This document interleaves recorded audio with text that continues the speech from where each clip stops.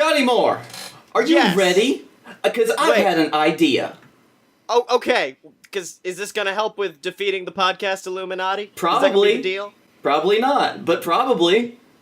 Okay. So, you know how some of the best and totally not oversaturated podcasts nowadays are D&D.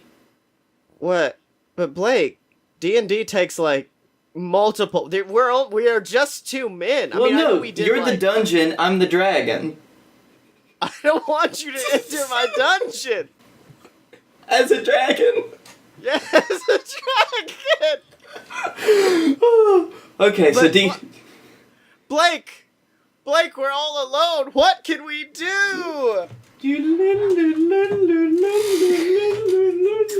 Oh, look! Look, it's people. It's all of our friends. But by the way, Scottye, they totally make dragons that can enter your dungeon.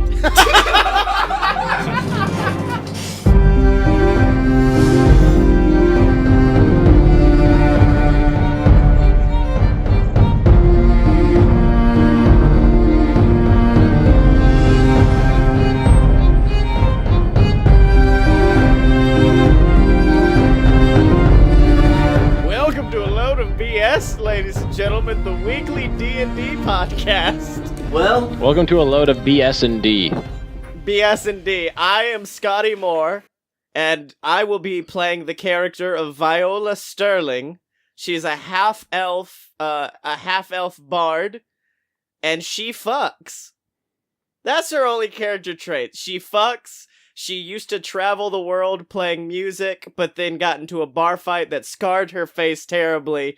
And ever since, she's had real body issues, and now she's led to a life of adventuring. All right. And apparently just fucking. And fucking. By the way, Scottye, I like how you've converted your man whoreness into a female character for this to make it more socially acceptable. Look, I've only got one now. I have to live vicariously through Viola. All right. And speaking of the one I've got, baby. She's so used to ignoring you, she doesn't know how to act in this situation. Introduce yourself and who you is. Okay, here, you take this. Please read the bounty. Blake wants us to do that. Somebody listens to me. Happy days are here again. I was trying to read it, but Scottye was talking so loud I gave up. Story of my life. Okay, so I'm playing Bramble Moss, who is a halfling druid. Bramble came from a druidic clan that was kind of out in the woods, secluded, and they're just kind of out now to see if they can do the world and see if they want the world. That's kind of Viola's whole thing, too. Just do the world. Well... Kind of like how Amish kids go out and experience the world. Well, no, we figured out Bramble's essentially like on Rumspringa. Yeah. Nice. Also, this is Emily Ireland. My lady and baby mama. Anyways. Yeah, that's... People watching this, weren't uncomfortable with you. Yeah. You had to throw the word baby mama in there. Thanks. All right, and then we have Michael McEwan. That's me. Blake, we finished each other's sandwiches. That was fantastic. You finished your own fucking sandwich. I'm sorry. All right, what's up, Michael? Well, I'm playing a Tabaxi rogue named Quill Inthegrass, or just Quill. Inthegrass is the family name. What else was I supposed to say about him? Yeah. Is his nickname Mr. Whiskers? Mr. He's originally from a continent that doesn't technically exist, so... Does he also try to fuck the world, as we've already set as a precedent for now, every I other will character? say, you can talk about his wanderlust. That is kind of... integral. Yeah, he does want to experience the world in his own way. I would say that's very true. So... like most Tabaxi do, he wandered from home not long after he was born. And he went, traveled a lot. Ended up with the elves and just kind of hung out with them for a little while. Partied with the elves. Yeah. Sick. And then finally, we have a drunk man who woke up hungover with no sense of identity.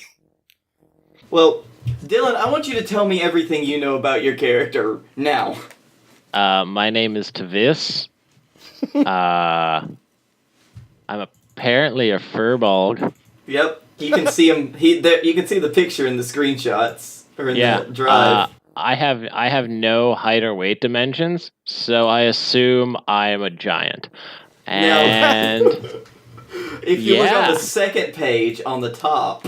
No, I like this idea that Taviss is of unknowable height and weight. There's no weight, so like I could be the fattest fucking furbolg that ever existed. As long as you're 7.5 feet tall. All right, I'm glad we kept the doors open for that one.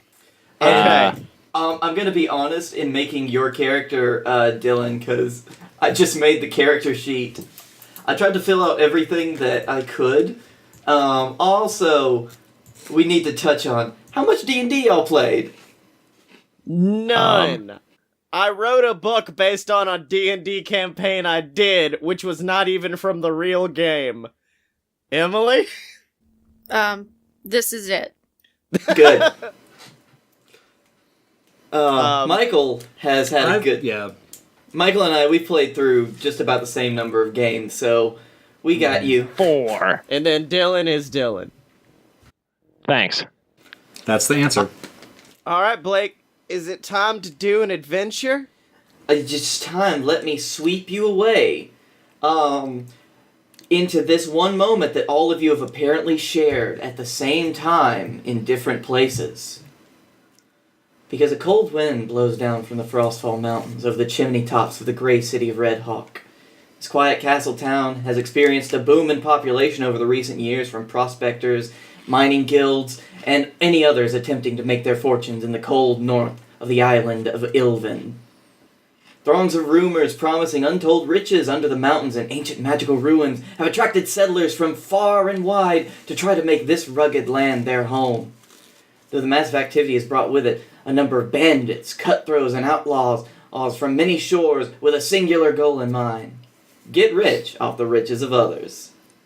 Meanwhile, maybe other darker things have been awakened by the sound of pickaxes and explosions in the mountains. Or maybe not. I don't know. It's D&D. I don't know. Fuck it, dude. Yep. This adventurous spirit has brought you to the town of Red Hawk for whatever reason in the cold lands in northern Ilven. And one day, you notice a note, either on a bounty board, or kind of placed in a tavern, or you may have woken up in a stable with it kind of clutched to your chest, like Dylan. The stable is broken apart. He's like Doctor Who. He just regenerated, and this is what he is now. And it reads, "To any and all who can read this damn thing, and with an interest in making big money by tracking down dangerous bounties, slaying hordes of ravenous beasties, or anything else that people need money for, or people would pay you money for, I need your help. I'm setting up shop in the town of Red Hawk, the norths of Ilven. I need hunters, trackers, strong arms, but magic users too if you've got them. I'm looking for people to get results. So don't show up at my plowing door with rags and a rusty dagger. I don't want to clean you off the side of the road. The money's good, the dangers are unknown, and if you think you're up to it, come and find me. Bright's Bounties, Northern Red Hawk. By the way, collateral damage is coming straight out of your pay, and I will not pull your asses out of a dungeon if you do something stupid. I ain't running the demolition business, I ain't running a construction company, and I sure as hell ain't paying for your dumbass funeral." Ah, shit, I'm looking in my stuff, and all I have are rags and rusty daggers. This is bullshit. Oh, you're gonna have to make another character. Or maybe, like, whore around for some better stuff. Alright, I go to the bar. Alright. Alright, first turn, I burn the bar down. Now, I would like you guys to tell me just really quickly where we find you in or around this city. Michael? I'm in a horse stable in the hay next to a pretty horsey. Let's see here. He is my friend now. His name is Steve. You do know you can talk to animals. Yeah, that's how I know his name is Steve. Like, legit. No, that's why he said it. Yeah. He's like, yeah, you can. His name is Steve. Yeah, people keep calling him like Thunderclap, and it's real awkward for him. Michael? Sitting in an alleyway near the tavern. Mm-hmm. Okay, I am out in the street busking with my fucking violin, just getting it, shaking my ass for the world as I play, like, hip-hop variations on classical music of this world. Alright, roll me a performance. Okay. Nobody's asked what I was doing. Hey. Oh, Hey, I'm hold sorry. on. No, I've got to see how good I am at playing the fucking violin. Yep. Oh, wait, no, I forgot. I'm also facing the devil in a contest, and if I win, I get a fiddle made of gold. You're definitely not, but I love the enthusiasm. All right. He set up a puppet, and he's like pretending. Oh, shit! What's my performance? Yes! 21! I rolled a 17 plus 4 performance. Alright, yeah, you're doing real good. Actually, someone throws you about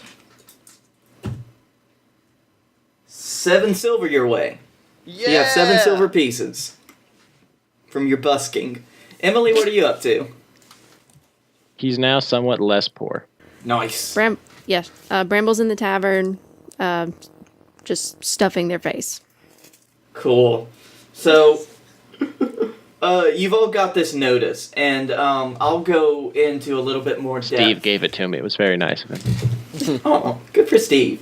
But you know that this bounty company has set up in an old mansion just to the north of the city's walls, just outside the city walls. For whatever reason, you've got this notice, and it's interesting to you. Don't know how interesting, but... Now, do we all arrive at the same time, or is it like I show up, and then that fucking giant Karibo, Taviss shows up, and then... I'm gonna say... Roll for it. Yeah, let's all roll for it. Let's give everyone a roll. Roll a I would d20. also like to... Hey, I would like to cast Disguise Self on myself before making my way across town. Oh, of course.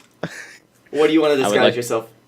Oh, no, I just make myself 3 feet shorter, so I'm now 4.5 feet tall. I thought you were gonna, like, do that... I thought you were gonna do the thing like in the Ninja Turtles where they put on that creepy human mask and a trench coat and you're just kind of busking through town.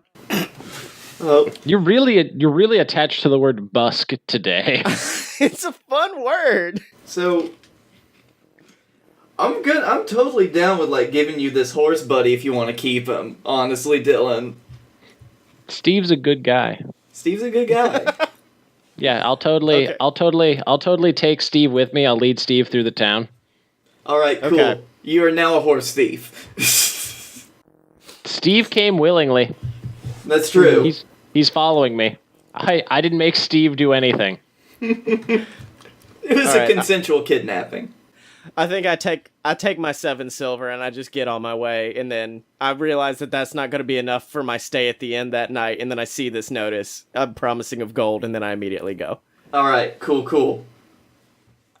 So I rolled. Did you want to... You know, everyone also roll a straight up and down d20. Michael, the one person who did what we were supposed to do. Uh-huh. How dare you, sir? You're making the rest of us Rolling look 4. bad. So Michael gets there first because he's the one person who did what the DM was telling him to do. You know what? I think that's true, but I also want to know what everyone rolled. I rolled an 18. Shit, Dylan! Yeah, I got a 4. Fucking that horse took you fast. I'm using the official Dungeons and Dragons dice roller. Okay. Nice. I rolled a 8. 8. So, Quill, Viola, and Bramble, you guys are all lagging behind Taviss because he gets there first. Of course, because he's on a horse. Yep. I'm not on it. I'm just the horse is following. You ever had a dog follow you? It's like that, but it's a horse. So you and Steve are Is it a just Clydesdale? just a tiny little horse. I think he's he's probably the runt of the horse litter. So That's fine. He's a little smaller than a normal horse. And you guys really just bonded because you were his first friend. They've been feeding him Budweiser, and that's why he's so small. The So, world's yeah. smallest Clydesdale, Steve. You come up to this mansion, and boy howdy, it has seen some better days. It is kind of a little bit old, decrepit, and it's just kind of, it looks like it's been falling apart, like it was abandoned for a long time. And the wrought iron gate kind of surrounding the estate is just hanging open, and it creaks in the wind. And you're kind of at that gate. There's a pathway down to the front door. There's the ruins of an old stable, of an old, like, guest house or an old, like, servant's quarters out to the side. And then there's just the main way down the door. All No, right. Me and Steve will go to the door. All right. On the door, it looks like somebody has freshly painted, not very long ago at all, onto a plaque that once bore the name of whoever's manor this used to be, and it says, Bright's Bounties, inquire within. All right. Okay, I'm gonna have Steve knock. Alright, so this is a fun thing about your trait, is that you can talk to animals, but sometimes they don't understand what you're saying. So when you he say has to knock, he doesn't quite understand what knock is. So he just kind of clops his foot on the floor. roll. Good enough. Steve. Good. It doesn't make much sound at the door, though. I like take his hoof and then put it, Why is it becoming the fucking miracle worker right now? and then I tell him to do the same thing. Oh, clunk, clunk, clunk, clunk, clunk. I pet him on the side. Good job, Steve. So yeah, you hear some sounds of movement after a few moments, and the door kind of creaks open a little bit, and then it kind of flings back a little bit faster, and you are stood before a dwarven man with a long white beard. He only has one eye, and he kind of looks you up and down. He looks your horse up and down. He says, what can I do you for? Hold up there. This? And hand him the... Oh, so you looking for some work, I take it? Sure. Alright. Well, my name is Bardock. What can I ask is yours? Taviss. Yeah, Taviss. Alright. Well, listen, come on in. This is Steve. And he looks at the horse, He stares at it. and he looks at you, and he says, good to know. Come on inside. We're just about to get something ready. We can talk business over dinner. Wonderful. Steve's very hungry. And I think, as we kind of leave off of that button, the three of you, or the rest of you, Over the arrive. hill. You see what appears to be a midget and a small Clydesdale walking into a house. And then over the hill, you just hear like. I will say that the three of you arrive at very close to the same time. Okay. You may have kind of noticed each other walking in the same direction, kind of as the town outside the gates of the city kind of cleared out, and you all kind of make your way up to this manor house. Can we have started racing, each trying to get there first to get the get the bounty? I'm gonna say this is the first moment that you've kind of noticed that there are two other people going in your same direction for everyone. Okay. I think Viola wanted to hit on the halfling, and that's why she's like, I'll allow it. Okay. So do you guys want to do anything, or you just keep kind of heading on? I'm gonna play my violin and give a little bit of bardic inspiration to Quill. The Catman you never met? Yeah, well, no, actually, you know what? No. I want to fuck the halfling, so I'm gonna give a little bit of bardic inspiration to Bramble. And that means that with it, I inspire another creature through my sick violining that within the next 10 minutes, they can add 1d6 roll to a d20 roll. Alright, so you're just walking down the street playing your violin, and you walk up behind the halfling. It's like, have you ever seen the videos online where it's like, at an anime convention and they're playing violin behind them? I'm like playing the Legend of Zelda theme or some shit. Yep, that's what happens. Bramble, She's you just have walking. this- Bramble's just walking forward, going, "Who the fuck is this person?" Yes, you do now have a person who is playing their violin wildly as they're walking very close behind you. What do you do? Well, at first I tried to ignore it.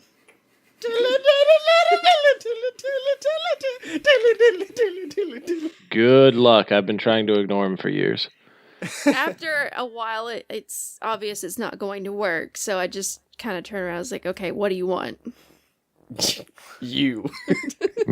You in my bed tonight. But first, I gotta get this bounty, and then I shove her out of the way and run towards the house. Lord! Alright, I'm gonna have to make an attack roll, and no.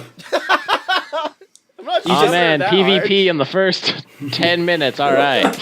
You just you brush past, and kind of just ahead of her, I will say, roll a, just roll a perception check. A perception check? Okay. Yeah. That is a 15 plus... Where's my perception at? There it is. Is it passive perception, or what do I... I'm gonna find it. Hold on.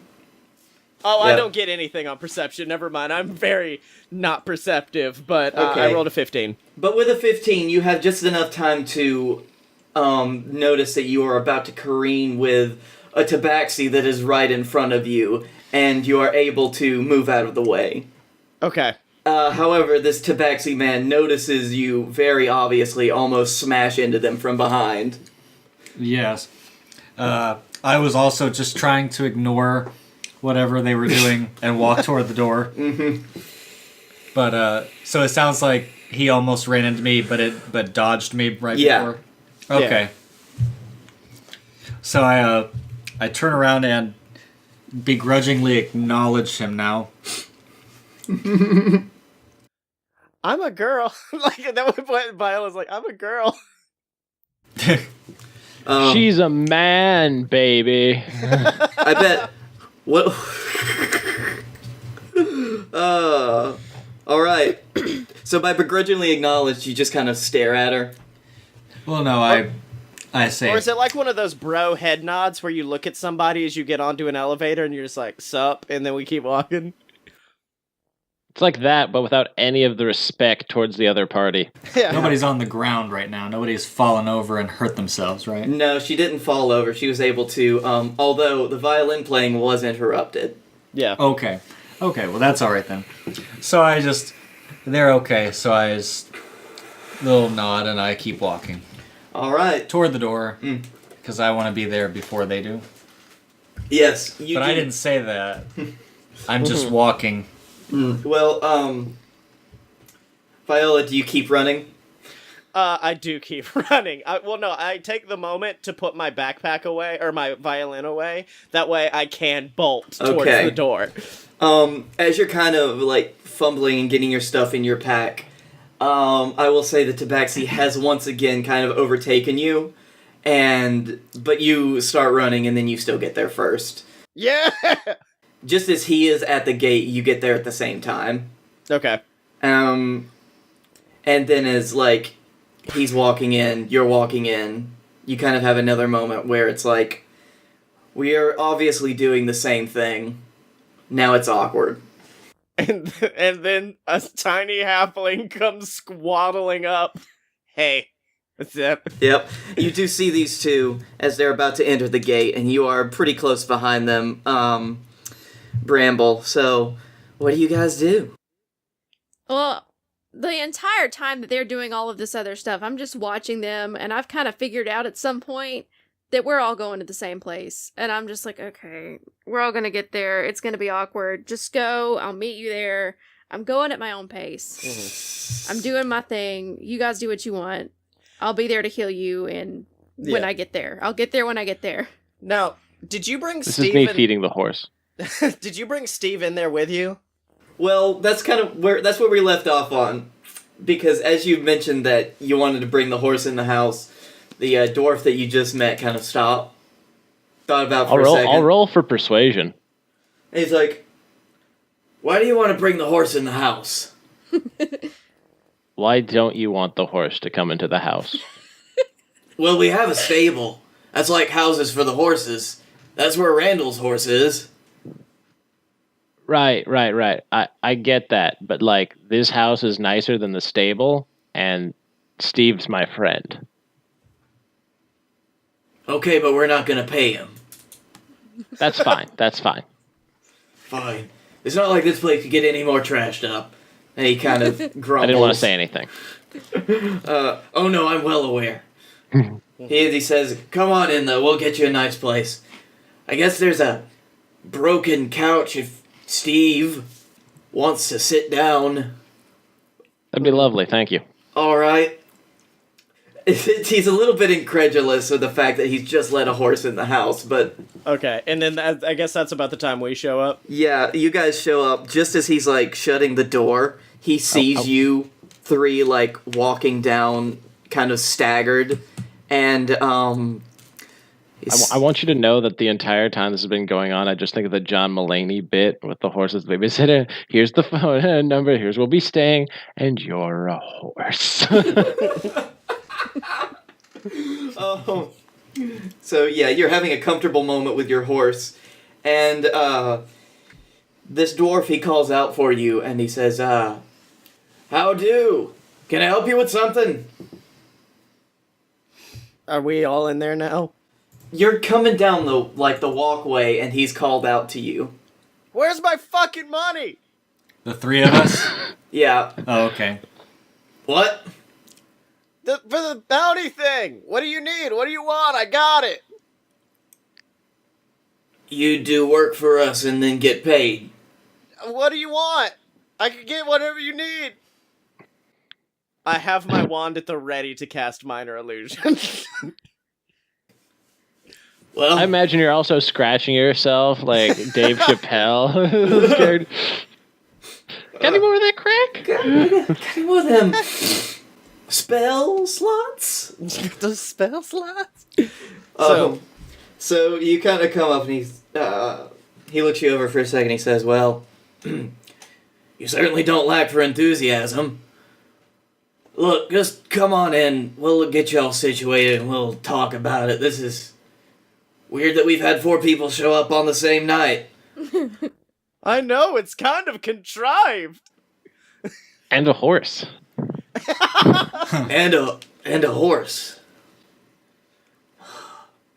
He puts his hand in his face and he's like, "It's gonna be one of those, isn't it?" "Alright, well, come on in. It's not getting any warmer. I'll go find Randall. He's probably somewhere around." And he leads you in. And the main room of this mansion, it looks just like you'd expect from the outside. It's basically like walking into Luigi's mansion. It's very dusty. Very dirty. Like, old pictures and paintings that were once on the walls have fallen. Cobwebs aplenty. It looks like the candelabras and the torches in the sconces have only been recently lit. And you kind of go into a main room.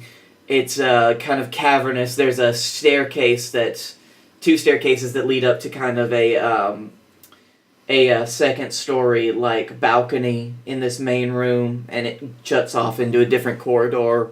And there's right in front of you a main door that looks like it goes into the rest of the house. You're in the foyer. Okay. And this dwarf, he just kind of says, Alright, okay. Viola walks up and goes, okay, I know the deal. If we can stay in this house for 24 hours, we get $1 million. But there's ghosts, right? I'm all ready for it. Let's go. Well, there were ghosts. We killed them, but there were. I don't think you know how ghosts work. Well, I don't think you know how ghosts work. You know what a vengeful spirit is. Are you sure they weren't just people in sheets? I cast Minor Illusion and make a ghost show up. You know, this is not very different than the first time I did this campaign, except it was dazzling lights. Do you really cast Minor Illusion? Yeah, I cast Minor Illusion and then I make a ghost appear. Okay, Bramble freaks the hell out.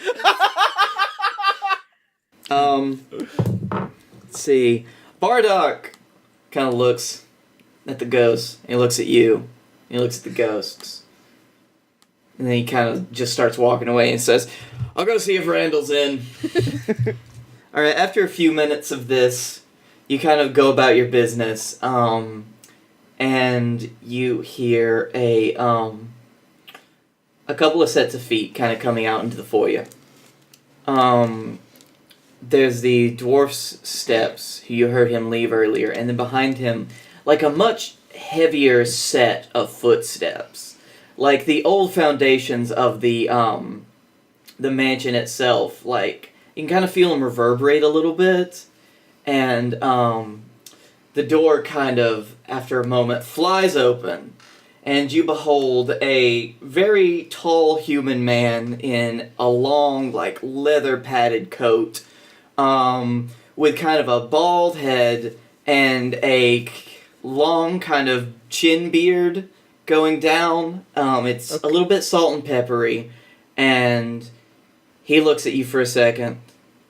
You look back, and he says, well, hot damn! Look at all these conscripts we got in here. Nice to meet you. I'm Randall Bright.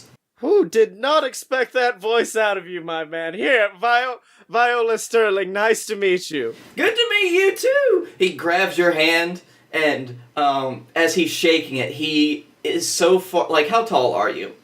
I am 6'1". He Jesus. is probably almost as tall as Taviss. Jesus. Just about 7 feet tall is how big this man is. Okay, Braun. Jesus. Well, I was about to say nobody taught him how to be that way, but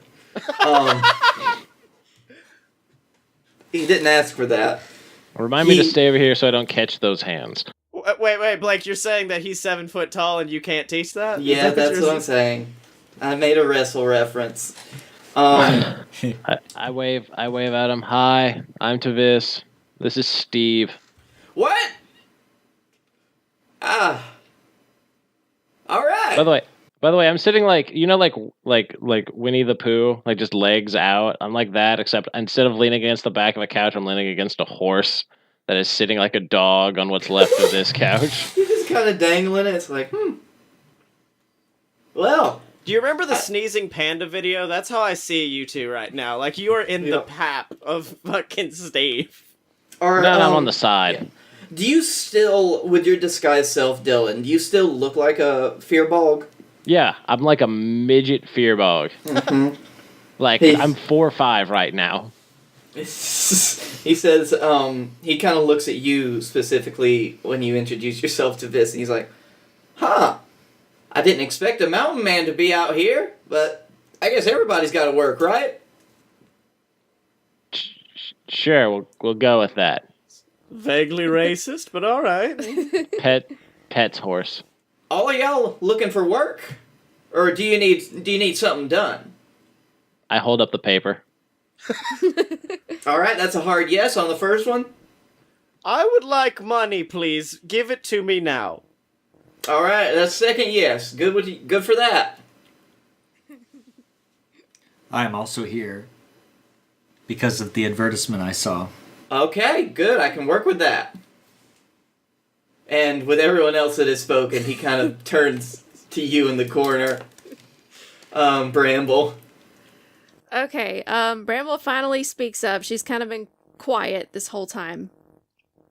Honestly, I'm not here for the ad. I'm here for the people answering the ad. Because I figure people that are going to go out after this ad are going to need healing. And that's what I'm good at. So you're saying you came here for me? And then Viola, like, she's only 3 feet tall, so she leans on her head like she's leaning on a table. While still making seductive eyes at her. The places I can make you disappear. Lord. And, he says, well, that's awful noble of you, miss. I never would have thought I'd see that from, someone around these parts. All right. I'm not really from here. Oh, That explains out it. of character, he's like, man, I didn't expect to see that from anyone playing this session. I was expecting some of the worst, but dadgum. That's helpful. Well, I'm an animal rights activist, thank you very much. you really are. He kind of says, I never turn anyone away that's kind of looking to make some money, so how about I'll do you this. I got me and Bardock over here. Bardock, he's kind of the brains of this operation. We were just about to sit down to have a nice little dinner, a nice stew we had made, some roasted yams. How's about I invite y'all all to the table, and we kind of talk this out. I get an idea of what you can offer to the business, and then we can see where you could fit in as a contractor. Is it just yams? You said Well- roasted yams. I have to assume there has to be something else. Did you see the fields as you kind of walked out past the gates? No, I understand that. All yams. Did you see they were? Did you see they were barren? They're where I grow my fucks. Hey. Well, Now's a good time to chime in. Bramble is loving it. It's food. It's free food. Yep. He says, I'm well, sitting in we a got- chair, and then Steve is sitting behind me with his head like on my shoulder, and then I'm just feeding. I'm feeding him, and then I'm eating, and What then are I'm you- feeding Steve. Oh, you're not eating yet, but I will give you that. Yeah. I'm setting a scene. I'm so sorry. Yes, and you get to do that. So yeah, it's just all yams, but he's also prepared a stew. He kind of brings you into the dining room they've got, and there used to be a full fireplace where it looks like there was stuff that would be cooked, and it's kind of caved in a little bit. So the windows have been smashed open just a tiny bit to let the smoke out, because it doesn't all go out the fireplace. And over this is a giant pot, and it's got a stew in it. It's very thick looking, but there's some carrots, there's some meat, there's some yams in it, and he's of course got roasted yams that have been kind of sitting on top of the fire, on top of a little like oven. And he says, brings you in, he says, we normally make a lot in one sitting. You guys came in at the right time, because this stew, it'll last us for days. Not with Bramble here. yeah, I'm allergic to yams, so I'm just gonna give this to her, Thank and then he you, slides it Dips. over. Okay. Oh. Well, What did you say was in the stew again? there are yams in the stew, I'm afraid. Motherfucker! And then she slams her water on the table. Do you have a like, oh, I see you helped yourself to the bottled water. Does Violet have a I need to talk to your manager haircut?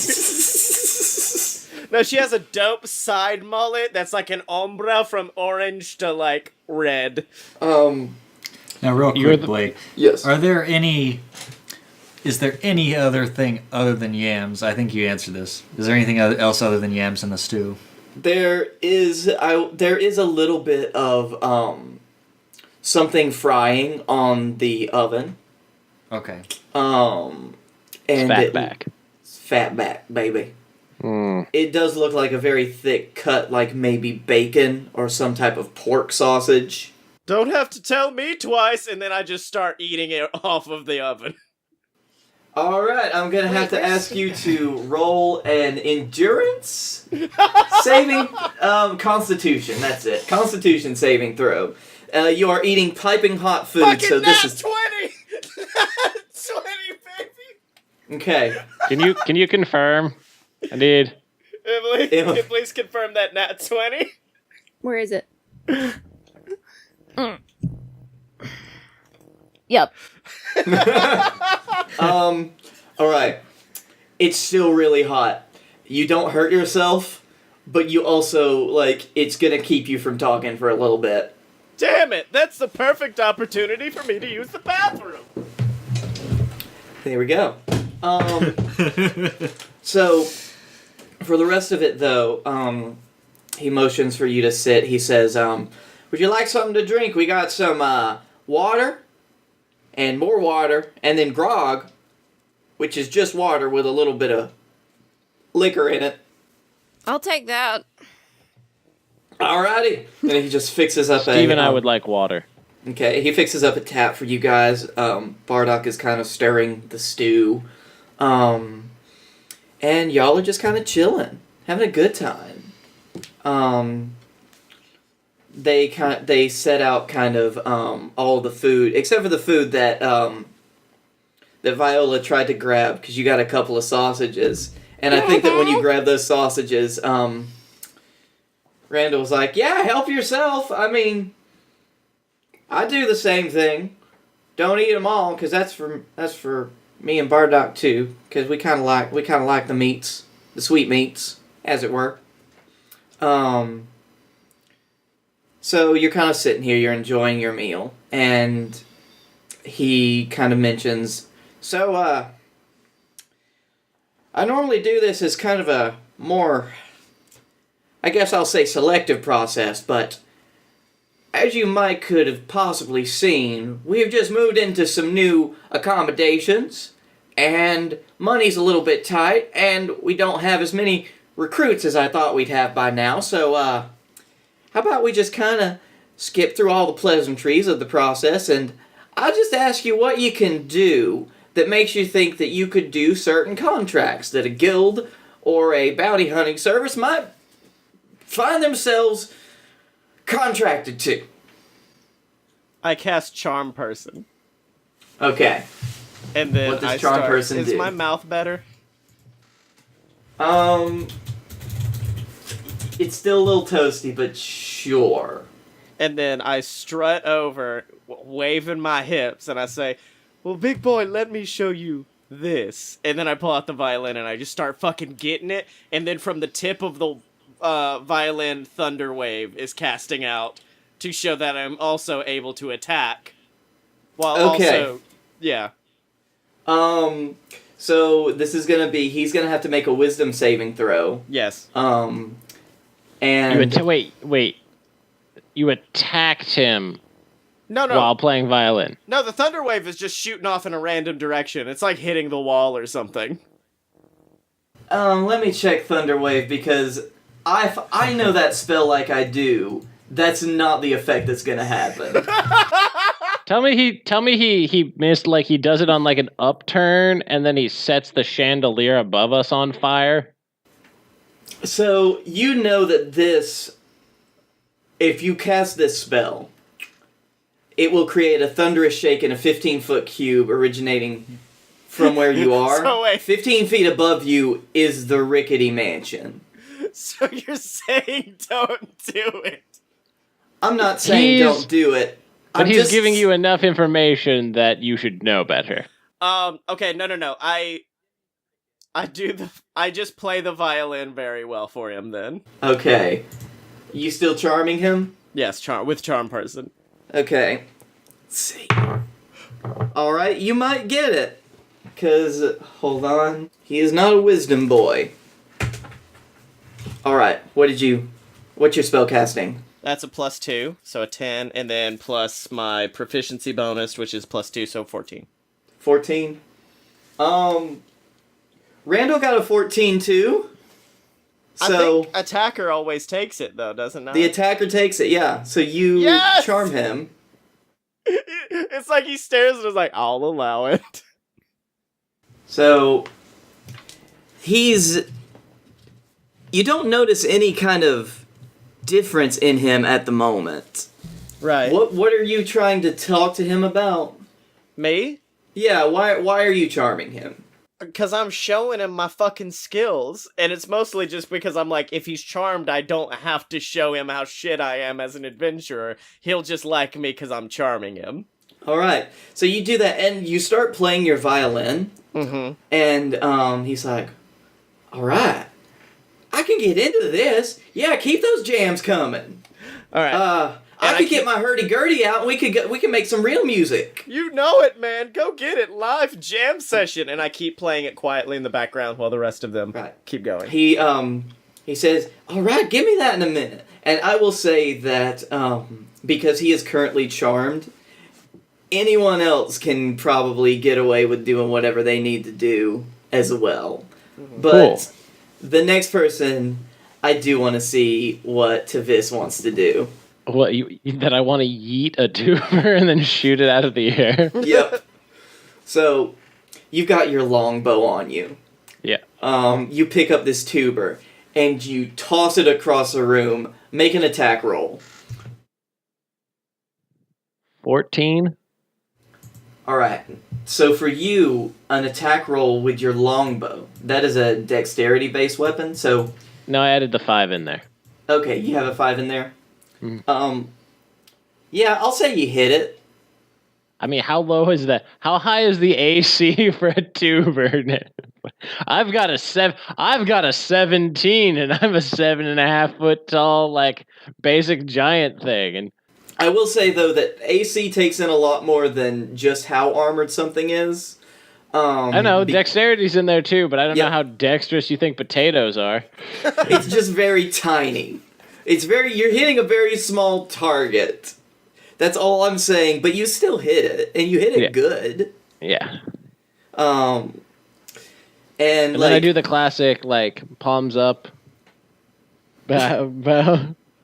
You know, the gymnast, like, bow there at the end of I give one of those. All right. And then I go sit down next to Steve. Do you go back to your full height when you do it? Because the longbow itself is about 6 feet long. Yeah.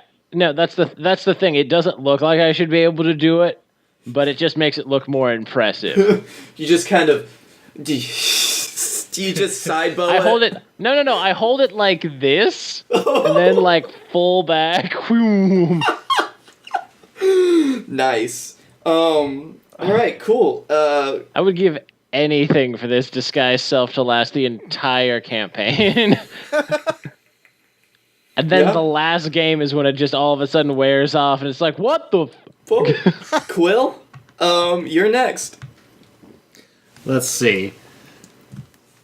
So Randall's still charmed? Okay. Well, where is the tuber at this time? As he shot it through with an arrow, it actually kind of impacted onto the wall. And Randall's reaction, he just loves it. He's like, now that, I could use that any day. You. I like you. I like you a lot. You and your horse, you are good people. Steve appreciates that. Pat Steve. Also, I need to go get my arrow back. You get your arrow back. Okay. Oh, so the potato's not on the wall anymore. The potato has now fallen to the ground. Oh. Could we retcon it? Because I really want to see what the fuck this dude's about to do to a potato. I do want to see. I'll say you will get your arrow back. Like, don't worry about that, Dylan. Let's just leave it. Let's just leave it there for right now. Okay. All right, fine. Well, so I guess first thing I'll do is I'll say to Randall, well, I am a master of stealth. And then I have 2 daggers, and I'm going to throw each of them in quick succession at the potato, and they will hit the potato. Nice. Okay, make a ranged attack roll. Okay. I thought you were just pulling some Jedi bullshit. Like, they will hit the potato. No, you say that to Randall. They will hit the potato. And then you don't have to do it. You're right, they will hit the potato. Okay. So that's a 20 after modification. And Yep. You actually slice the potato above and below where the arrow has hit. Okay. Or that's just like where the daggers land in. And it just bisects the potato and everything just kind of falls to the ground. Okay. That's what I was going for roughly, so it's fine. Okay, cool. You do it! Look at you guys with your high rolls. Bramble, you're kind of... Bramble's sitting there You're like, still hey. chilling. I guess you've been chowing like you want. Okay. I have a plan A, but it may not work out, so I have a plan B. I just have to ask, is anybody in here injured? My mouth hurts. Yeah, I don't care. My ears hurt from having to listen to her. I don't think I can do anything about that. No wounds, no nothing. Bardock kind of comes up and he says, I was doing some repairs on the house earlier today. Smashed my thumb with a hammer. There anything you think you could do with that? Yeah. Hold on. I still think she should have held my mouth, if you know what I'm saying, boys. Okay. Bardock gets it. I know this guy fucks. His son is Goku. Oh, Jesus. Yep. I was gonna do cure wounds, but I'm very tempted to do the other thing on Viola just to get her to shut up for a while. Do it. Okay. Hey, you can You do have my both. full and you have Steve and I's full and unwavering support. As long as you have the spell slots for it. I have the spell slots to do both, but then I'll have to take a long rest. We'll have a long rest. Salty Frank in the chat says, can you heal the potato back to not being sliced apart? Oh, I didn't know Frank was in here. Hey, Frank. Yeah. Oh, man. Okay, you know what? I'll do both. I will cure your smashed thumb with cure wounds. And then when I'm done doing that, I will go knock Viola over with a thunder wave. You know that's like a big move. I couldn't do it earlier. Yeah, you were trying not to hit anybody though. She doesn't really give a shit about you. It's like 15 feet. This room's barely 15 feet. We can go outside. Yeah, be like, and for my next trick, I need to go outside. Thunder slaps Viola. Oh, dip. Okay. If you choose to do this, I need you to know I'm going to cast it back, and then we're going to have, like, this DBZ fucking power battle back and forth. Oh my god, can we have a thunder bitch fight? Please? I'm gonna say you're having a version of this conversation in character, and Randall is so, like, excited. He's like, I have not been able to have this much fun in weeks. Come on, let's go out back.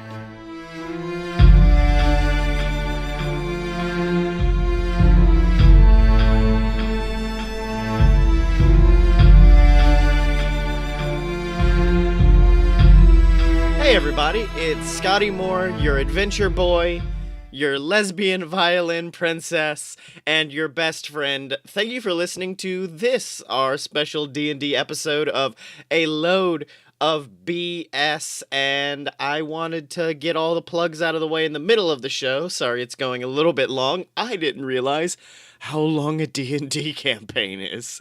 So, yeah, I just wanted to get the merch plugs out of the way. That way the ending can just kind of end on a cool D&D ending thing. I don't know. Anyways, I just want to remind you guys that if you are enjoying the show and want to support us, you can by picking up some merch at merch.aloadofpurebs.com. We've got a lot of cool... Wait a minute.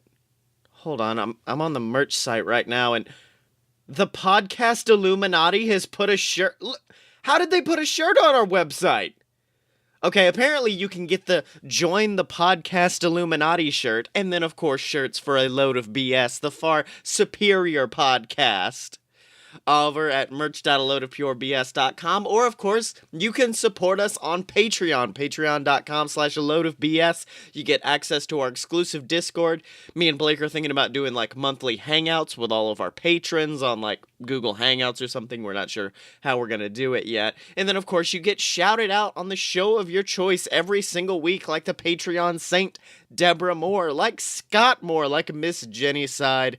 You can get supported just like them over at patreon.com/aloadofbs. Also, I'd like to talk to you about Audible. That's right, audible.com is the website where you can get access to over hundreds of thousands of audiobooks delivered straight to your phone. I've got books on there. We've got Queasel Corp Risen, BS versus the Gods.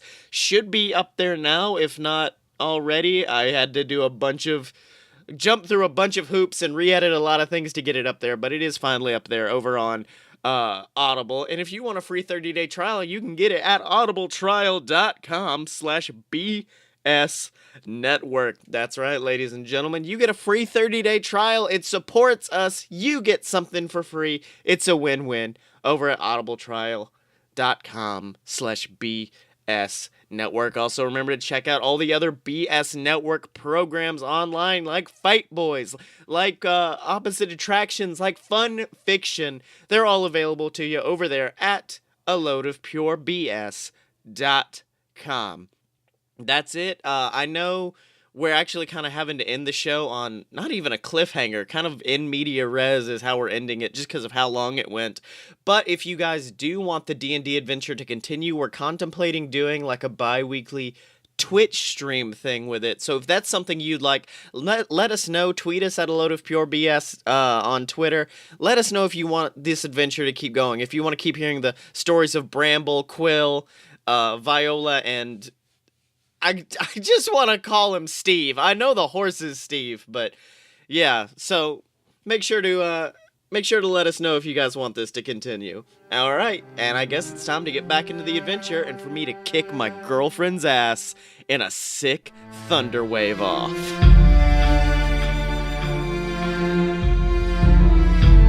I want to see some magic, damn it. I love magic. Okay, we're going out back. Okay. We're going to Outback. Going to Outback. What am I going to need to roll? What would we do? Would it be rolling a d20? Would it just be a... What kind of... So Thunderwave. Each creature in a 15-foot cube originating from you, in front of you, must make a Constitution save. On a failure, that creature takes 2d8 thunder damage and is pushed 10 feet away. Okay. So, you both have to make Constitution saves against each other's spellcasting, like, your spell save difficulty class, which is 8 plus proficiency plus, so it'll be Charisma for Scottye, and I need to look up what it is for Druid. Alright. Okay, I was thinking we would do, like, a legit, like, D20 versus D20 power battle, and whoever had the most power coming into it. Oh no, this is just the this is just for the numbers. Oh, okay. We'll get into what happens when you do this. Okay. All right. What does Emily add? Emily, you add your proficiency bonus and your wisdom modifier. So 8 plus those two. I got a 12. Nat 20, baby! Oh no.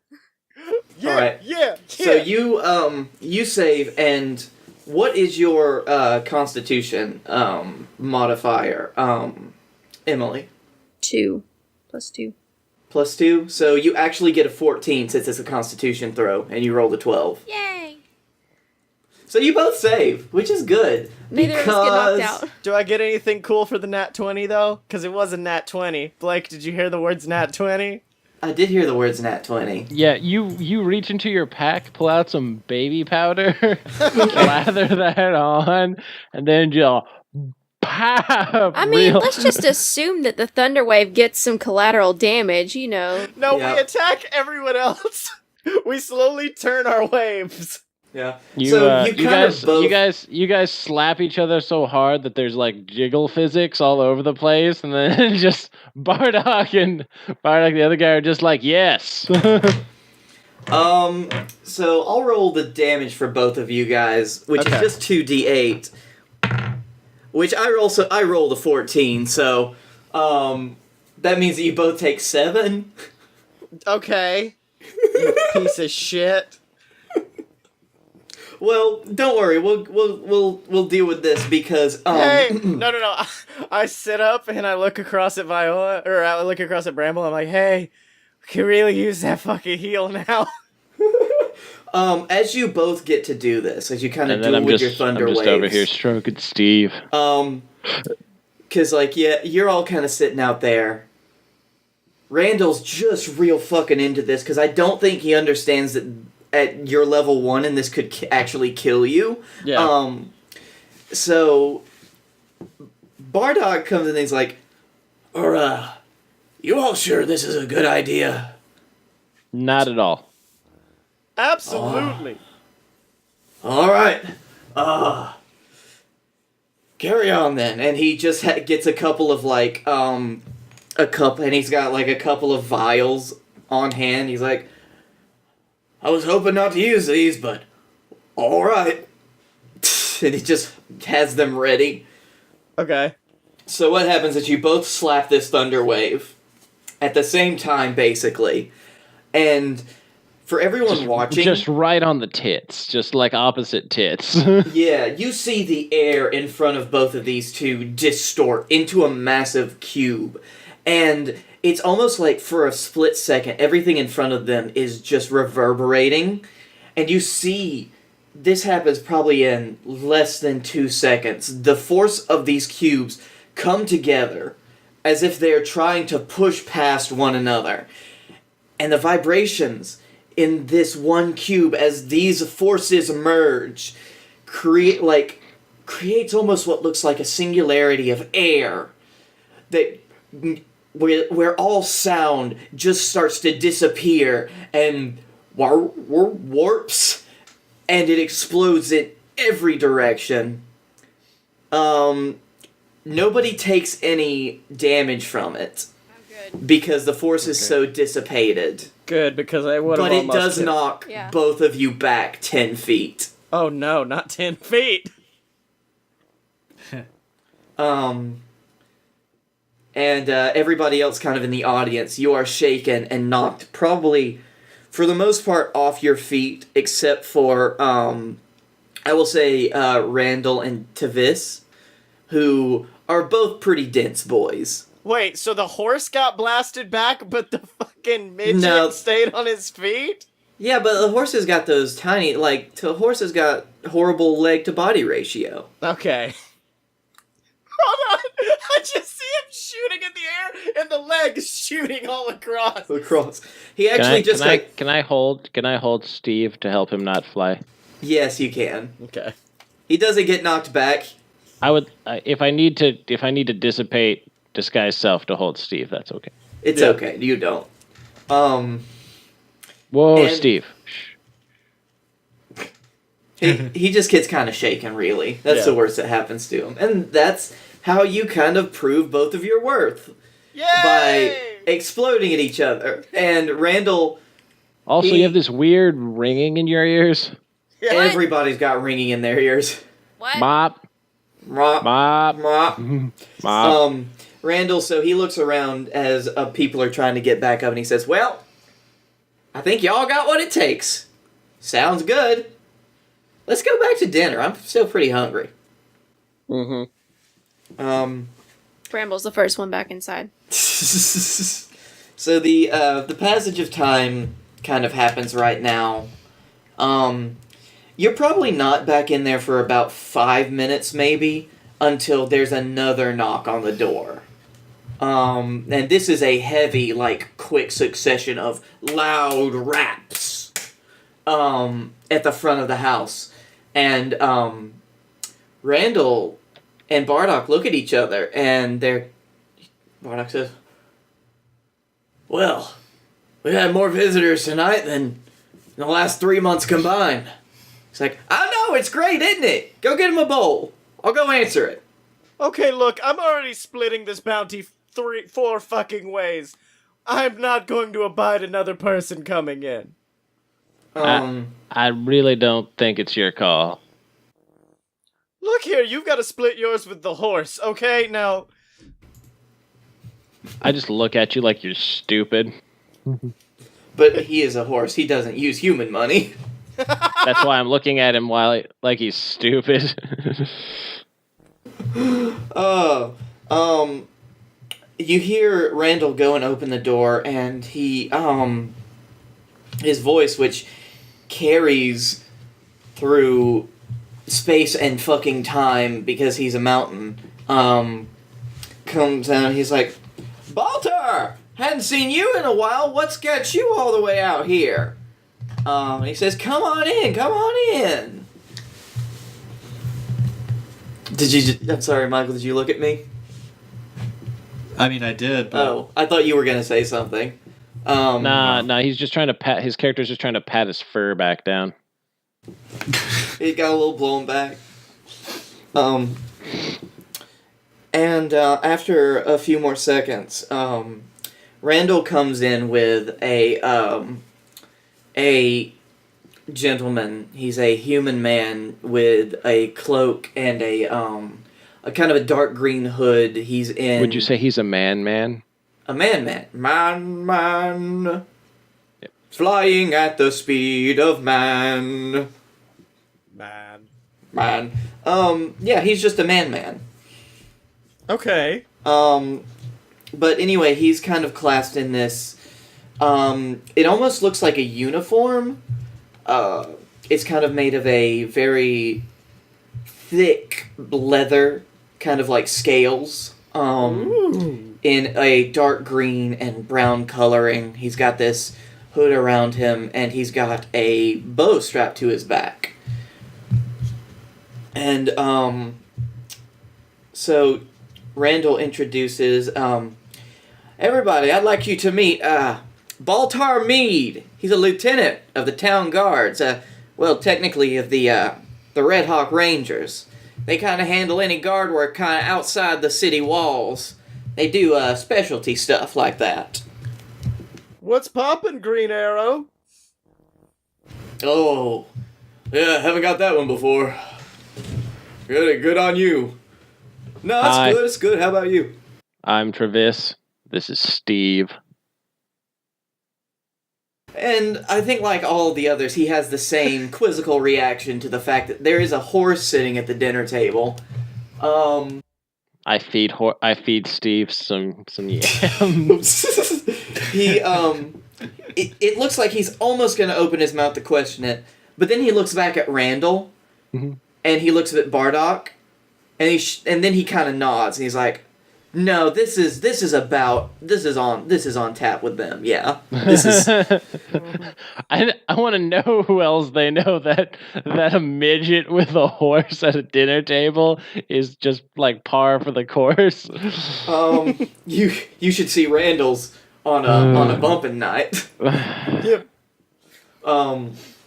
But no, he says, little people lined up around the block. Yep. Well, I'm sorry, I didn't mean to interrupt anything with you, Randall. I actually came in to talk some business. Something has happened in town recently, and, well, it's all a strange circumstance that's not really being looked at by the rest of the guards, and I don't have jurisdiction, so thought I'd ask you if you wanted to take a look in on it. And Randall says, well, you know, everything you kind of asked me for, it's a fee. I could give you a friend price, but still, you got to fill me in on the details. And he kind of looks out at the table. He looks back at Randall, and he's like, can we speak privately about this? I'm sorry, I don't know anyone in here, and I don't want any sensitive information getting out. And Randall's like, no, you're fine. These are... Welcome. Meet the freshest batch of graduates from the Randall Bright School of Bounty Hunting. We just had initiation out back. I fucked this chick up. Hit her straight with a thunderbolt. It was amazing. You should have seen it. Bramble is staring daggers. Shh, it's okay. I'll feed you yams later. You better. Anyways, Seductively. Like it's like grapes, but it's yams. It's yams. It's actually a giant mutated monster yam. You figured it out. And after a few seconds, he kind of considers it, and he says, so you mean they're going to be the ones that are working this? And Randall's like, well, probably. I didn't want it to get out, but old leg's not been doing as well as it has been, so I've been kind of laid up here for a while, just doing small stuff. You know how it is, getting old. He's like, yeah, horrible, isn't it? So Baltar, this town guard, he kind of takes a seat, and he kind of collects himself, and he thinks for a moment while I pull up the actual things that I've written down.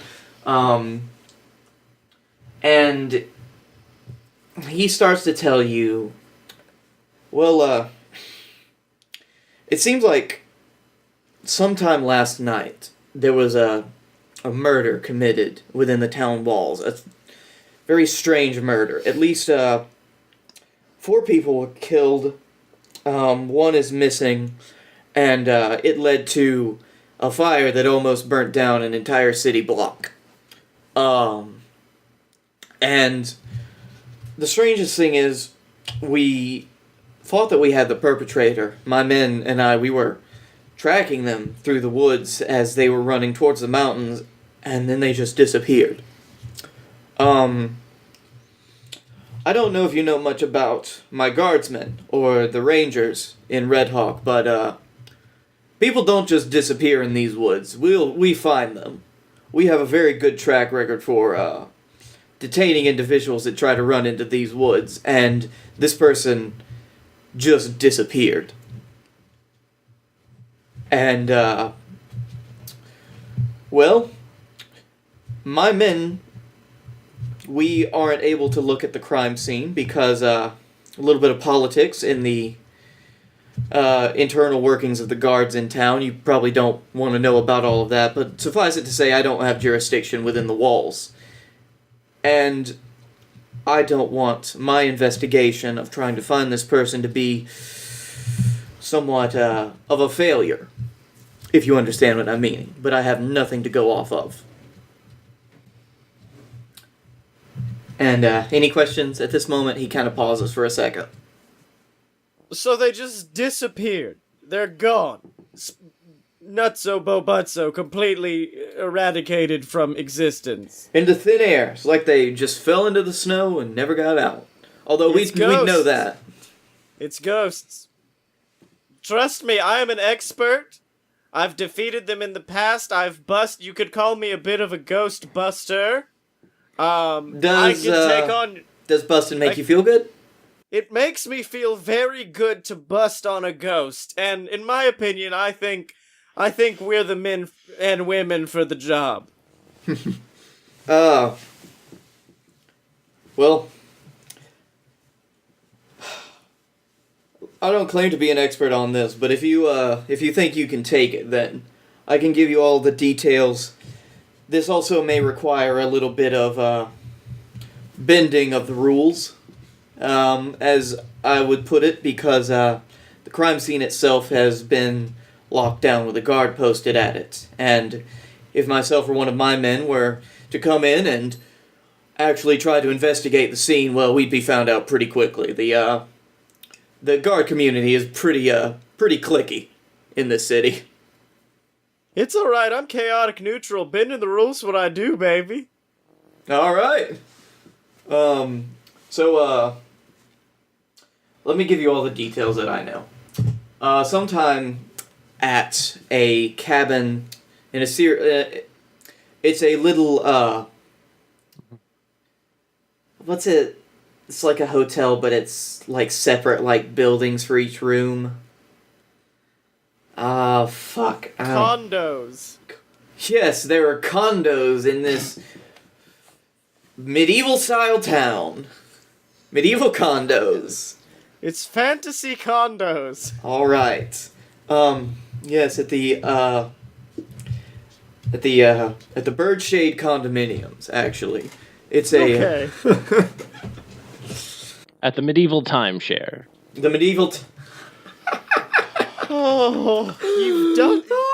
I didn't know you could Just win go. Dungeons You can and go and look them up. Dragons. Medieval VRBO. medieval... Yes, it's the ye old B&B.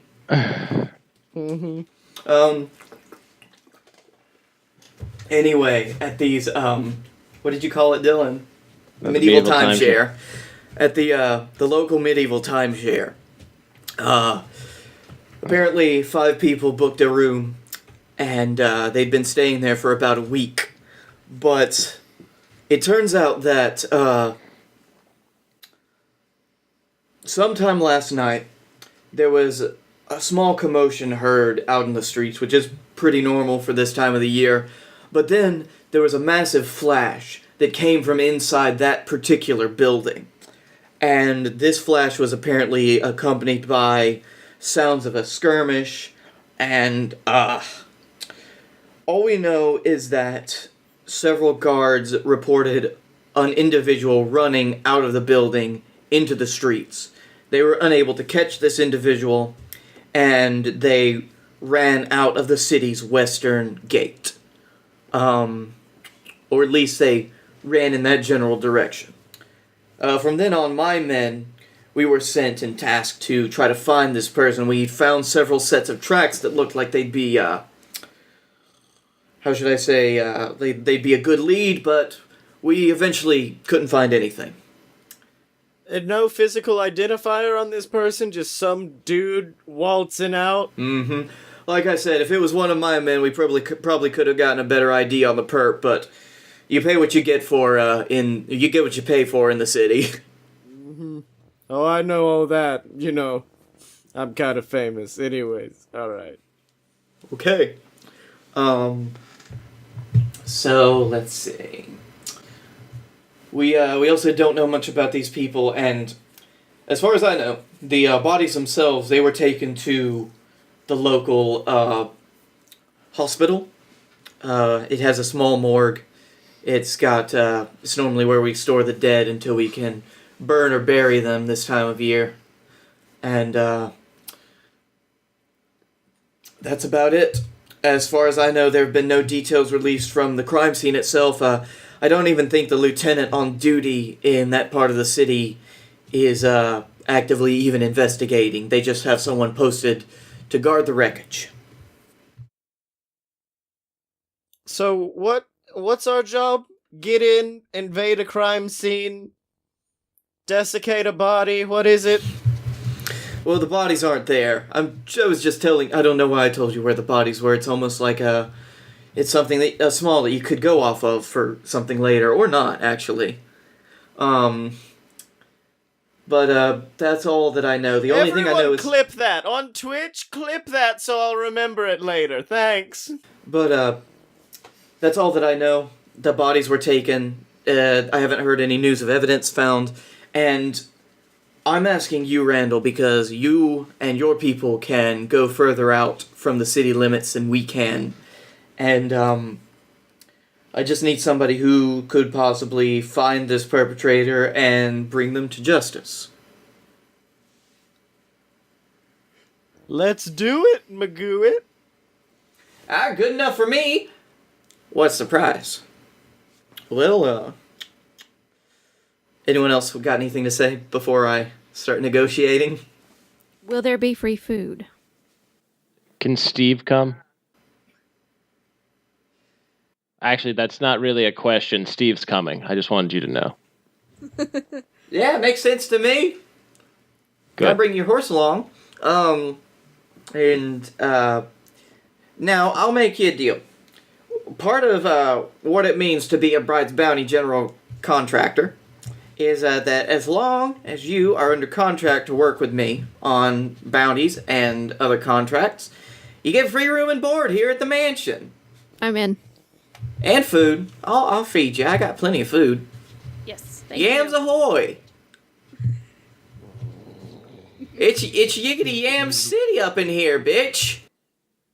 Viola just glares. Please, God, eat the yams! Yam Soup City, bitch. Yam Soup City. And Baltark pipes up and he says, well, we have a little bit of a discretionary fund that we use in... And Salty Frank clipped that for you, Scottye, so...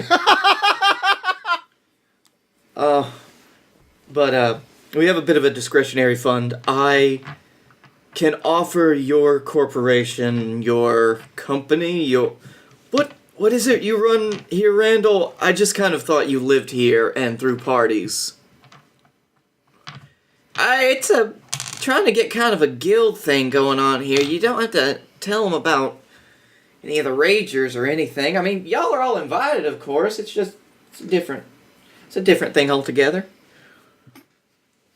But anyway, we're prepared to offer 2,500 gold pieces to Bright's Bounties. Okay. And I assume that's a decent amount of money. Yes, silver. Think about it this way, in terms of like general. What's the word? I meant like my character forgot how much money is. Oh, that's fair too. But for general though, like the way money conversions work is a silver piece is worth what would be $1 to us. Sick. So 100 silver pieces, like that's So 500 gold pieces for each one of you and 500 for Randall, because that's what Randall proposes. So you're damn right it's a lot of money, big man. Let's do it. All right.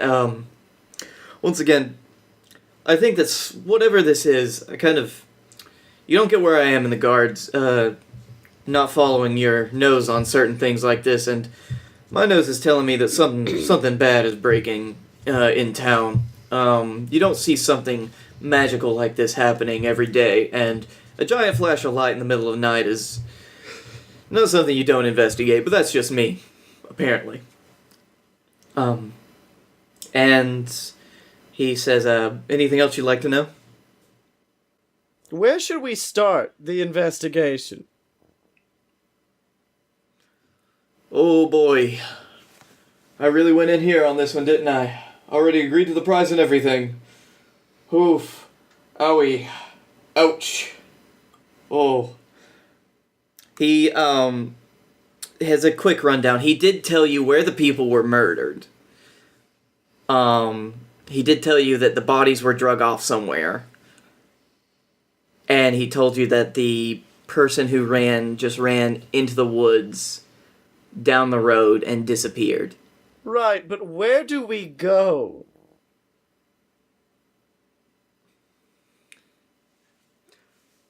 What,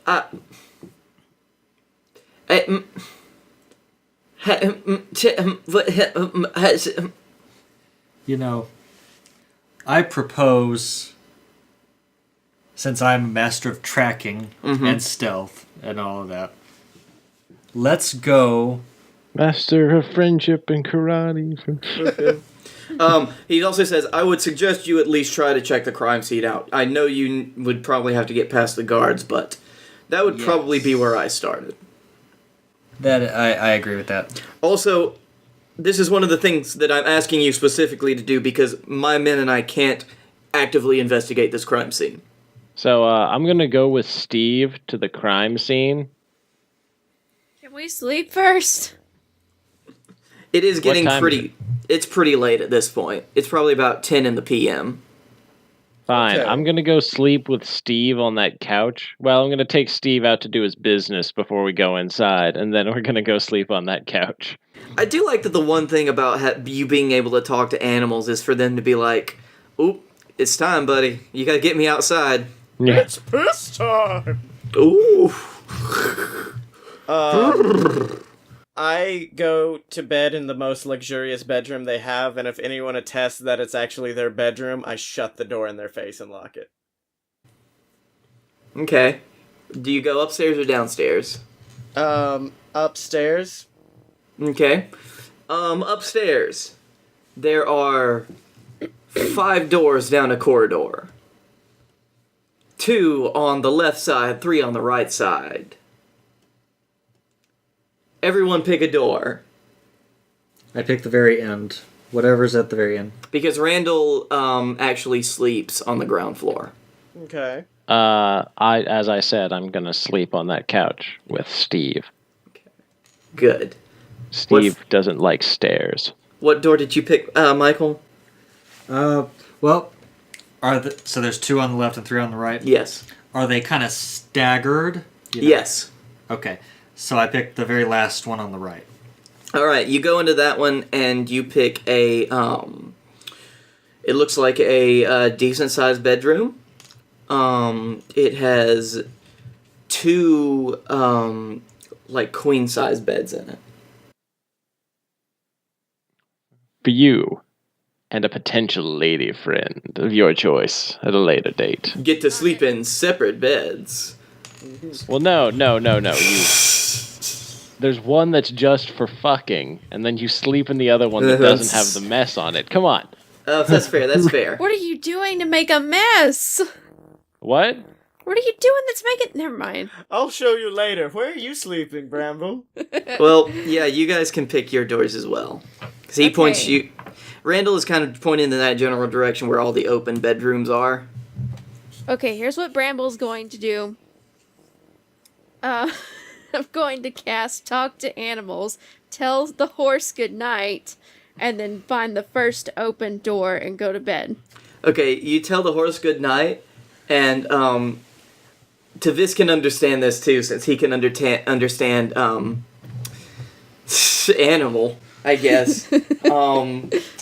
But the horse is like, oh, you understand me too. That's wonderful. We can all be friends, can't we? Can we all be friends? He's talking as he like looks at you, Taviss. Mm-hmm. I take the bedroom immediately next to the one that she just took. That who just? That fucking Bramble just took. Okay, which one did you open? I'm sorry, Bramble. Literally the first one. Yeah, saw. just the first available bedroom. I didn't want to walk far. So yeah, that's the first door on the right. It is a small bedroom with a bunk bed. Cool. I call top bunk, even though I'm in here by myself. That's fair. Think again, sweetheart, and then I stroll in. No, I have locked the And door. I just I've used up all my spell slots for the day. I shouldn't have used that spell to tell the horse good night. Right. Steve appreciated it. Yep, he really appreciated it. No, I've just been joking. She enjoys her nighttime alone, so she goes into the bedroom right next. Actually, hold on. Is that the side that has 3 doors? Yes. She goes all the way to the end then. Quill is already in that bedroom, sleeping in one of the 2 goes queen to beds. The exact opposite left side because she actually at nighttime becomes very introspective and sad. Oh. What happens to me on You the actually, it's a small bedroom, but it's got a very large window, and it's got one of the few like open balconies that you can step out onto. I go into the bathroom. I assume there's a bathroom. Oh no! Oh, it's not a hotel. I just forgot. Okay, so I get out my makeup. I go into the bathroom and just upper decker the shit out of that toilet. There is like a little not a wardrobe, but like a dresser that's got a mirror on it. Okay. She walks up to the mirror and she's got like makeup like Paul Stanley of Kiss, where she's got like a star.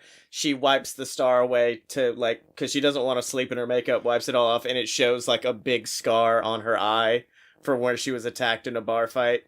And she gets really sad and like touches it and then walks out onto the balcony and looks off into the night. All right. There's the moon is over the sea, and from the way that it is, it looks like there are 2 moons. And then you hear the Star Wars music playing. Okay. No. I pull out the violin. You start playing the Star Wars music. Okay, Bramble gets like the nearest broom handle and starts like banging on the wall. Like, No, hey. I'm on the other side. You wouldn't be able to hear me. No Okay, one good. can hear me. Good. In this castle, no one can hear you murder music. So can you not? I will say. We're sleeping. I'm having an emotional moment! Morning. So Dylan, the one thing that happens though is that as you sleep, your disguised self wears off. Whatever. Just like the man whose feet are too big for his bed. What was in those yams? That's the first thing Bramble says when we come down in the morning. Well, yeah. Who wakes up first? Bramble. 'Cause breakfast. Don't look at me. Oh no, I have to take Steve out to pee. Yeah, Steve does wake you up when he needs to pee. Yeah, so I'm up first, and then I recast disguise self. Yeah. So you probably Except Bramble... no. Except instead of being 4.5 foot tall, I'm now 5 feet tall. It's enough for Bramble to notice, and she's freaking out.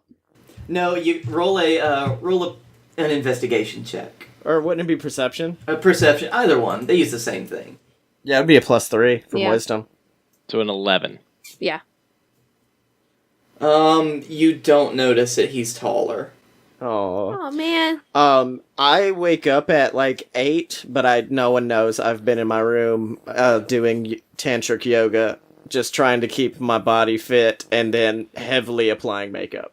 I'll say that... I want you to know that you hear a sound outside your window, and it's a sound of Steve violently shitting yams. Did he eat whole yams? Does he not digest? I don't think yams are good for horses. Steve didn't know that. He hadn't tried them before. We're gonna get him some grass. Horse yoga. Steve does horse yoga. I had to look up to make sure that yams weren't poisonous to cats. So I'll say that, yeah, you woke up at about 6 to take Steve out. Bramble comes down at about 7. Viola, you're up at about 8. Quill, what are you doing? I am in my bedroom, or the bedroom that I selected. It's not mine. Go and sleep. It's in the morning, though. What time do you wake up? No, he's sleeping in the morning. He's sleep. Well, that is true. He finds a sunbeam and he takes a nap after he wakes up. Yeah. You act like you've never owned a cat, Blake. Jesus. That's true. He was probably up all night. To get lucky. Yeah. Charging down the hallway at 3 o'clock in the morning. What are you doing? Chasing ping pong balls around the bathtub. Let's see. What time in the morning is it? It's about 8 right now. Okay. I mean, it's the morning. You guys are all awake now. I'm sorry I drug this out to be way too fucking long. Is there anything that you guys, Steve the investigation horse. We left after he was done eating his grass and taking his yam shits. Okay, so do you just leave by yourselves? Yeah. Yeah. I have a horse. I'm not that hard to find. I go down to the crime scene, following the scent of horse shit. Then you get lost because once you hit the main drag, it's everywhere. Yeah, I'm gonna let's expedite this process though. Is there anything that you would like to do or talk to anyone you'd like to talk to in the room or in the mansion before you leave? No, I'm pretty eager to get to the crime scene. Okay, cool. Once I eat, I'm gone. Yeah, you all kind of get there at the same time. Well, you get to kind of the general area of the crime scene because what you are met with is a row of buildings that looks pretty burnt out. Like the tops of the buildings, for the most part, are burnt. A lot of walls are still standing. And it looks like it was localized kind of in the area around one of these single condos. Mm-hmm. And outside of that one, there are 2 town guards just kind of sitting. Like, one is just, popped up on the steps into the burnt-out building, and the other one is kind of standing as much to attention as he wants to be. Okay. Now, is Steve and friend already there past the guard, or? Oh no, the guard. Does anyone try to approach the guard? No. I mean, I don't. Yeah, because you see this guard, and I mean, you're there. You're all there. There's two guards. You're stood next to each other. What do you do? I'm thinking about it. I mean, are they looking at us, or... They're Can I just roll an kinda- investigation check? Sure. That's what I'm supposed. I'm investigating things, right? Yeah, what do you want? We're not in the crime scene right now, right? We're outside Yeah. of it. Your challenge is get into the crime scene and pass the guards. Oh, okay. Pardon me, Okay. sir. My horse needs to go this direction. So you going up to one of the so the guard that's sitting on the stairs looks up, and they look at each other and they're like, "Into the building?" Yes, this is my friend Steve. He goes with me. We go into buildings. I think you best be moving along now, sir. I'm sorry. I'm willing to roll persuasion. Go for it. Let me think about a difficulty class for this first, though. Because you are asking a man to go into a house with your horse that is there is fantasy crime scene tape around this house. That's kind of what you're looking at right now. Yeah. And you're Yeah. asking him to go in it with your horse because your horse wants to go into the house. Yeah. Okay. I mean, no. Yeah. Yeah. All right, roll it. 10. He says, again, move along, please. What's around the area? Is it just flat ground? Are there any hills? Or is There's, there... you are in the middle of a city street. So at this point, this part of the city that you're in, it's just off the wharf, the docks. And it's kind of a tightly packed series of streets that basically looks like it leads to businesses or homes or certain, this is where you see a lot of places that give boarding or shelter. So a lot of inns, these little condos, a couple of taverns, things like that. How far am I from the docks? The docks, they're pretty far away. Okay. They're probably about a couple 100 feet behind you. Let's say, if I were to lure someone somewhere, what's around me that I could lure them to? I have an idea. Alright. Could everyone pop into the drive for a second? Because I remembered that I have a town map. Oh, okay. Because fuck me, why am I not using this? So, is there a definition of what kind of buildings there are? You see what looks like a small, kind of, fishing shop. You got bait, tackle supplies, things like that. Fishermen milling about around it. Okay. People bringing up their catch. At the end of the street, it looks like it hasn't been harmed very much. There is what looks like an inn. And, there's some people cavorting around there. Is there a fishing truck that brings in the catches? A truck? Cart. A cart. Roll a perception check. Okay. Or investigation. Whichever one. That is a 10. Plus 2, 12. 12. You see what looks like a cart kind of down the street. It's got some refuse, like some wood in it, like a bunch of burnt out stuff. But it is out in the open. And, But not attached to like a horse or anything. it's not attached to anything, and it looks very full. Okay. So, here's what I'm gonna do. You don't want to hear my idea? No. You can do your idea in a second. I need your help with my idea, though. Okay. Pitch your idea first, because otherwise I am Can going the horse help? Steve loves to help. Oh. He does. Okay, we're about to all work together here. Can you get Steve to be mounted onto that cart? Basically carrying and pulling that cart. Steve's not super comfortable with being a beast of burden. No, it's not gonna be for long. Steve's I fine. don't want to be your Steve of burden. Okay, Here's my plan. Just for a little bit. I cast Minor Illusion. We put something that looks like a murder weapon inside the fish cart. Cop investigates it. We shove the cop in. Fucking Steve runs off with the cop. Now no more cop, there's only one. I cast Disguise Self, I make my way in as a guard. That's an idea. Do you want to hear mine? Yes, okay, let's hear your pitch. Okay. So I'm thinking one of us could pretend to be like in distress, like hurt or something. And then another one of us could run up to the guard and be like, hey, we need help over here. And then that person is like, go over there and help. And then when the guard is over there helping that person, the rest of us sneak in. There are 2 guards, aren't there? 2 guards. 2 guards. Okay, maybe that won't work.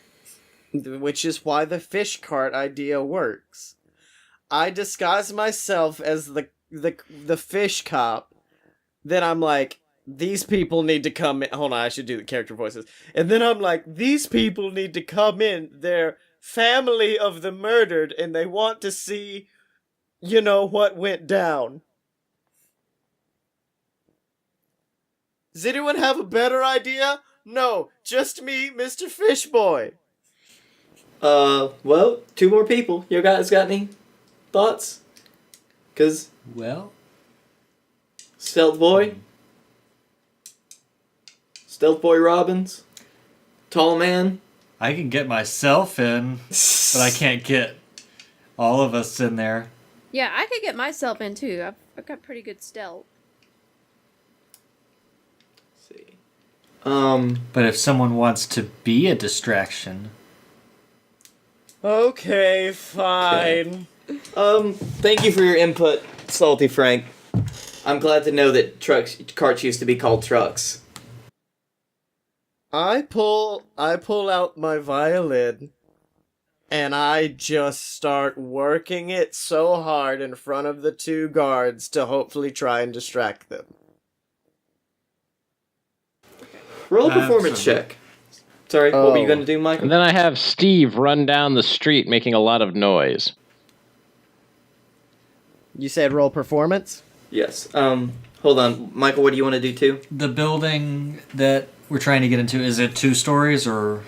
It is a single-story building, and it looks like part of the roof has been burnt out. Okay. Because what you're on is a row of what looks like these single buildings down a small side street. The one with the guards in front of it is the most heavily burnt, and the 2 next to it looks like they've gotten some smoke damage or some minor burn damage. Okay. But they're both just standing in front of the front door to this building. Yeah, they look like kind of cottages. Blake, how big is the fish cart? I'll say about 6 feet long, 5 feet wide. Would it be enough to block the door? To block the door? How so? Pulling the cart in front of the door. Which door? The entrance. Isn't there an entrance to this crime scene we're trying to get into? I thought it was a building. There is. Yeah. It's just like, there's the entrance, it's just the guards are in front of it. Yeah, I know. Can we get... Hold on. This is more a question for Taviss than anyone else. Can we get Steve to run over these 2 fuckers? And then any police who try to come, they gotta get through fish before they get to us. Are you trying to get my horse arrested? No one could. He's just a horse. Wait, is this road on an incline or is it a flat road? The hill going down towards the docks slopes downward. Right, is this on that hill? Yes. Okay, so I'm gonna have Steve bring the cart up to where they are, and then I'm gonna distract them out into the road. If we can aim it, we can bowl it at them.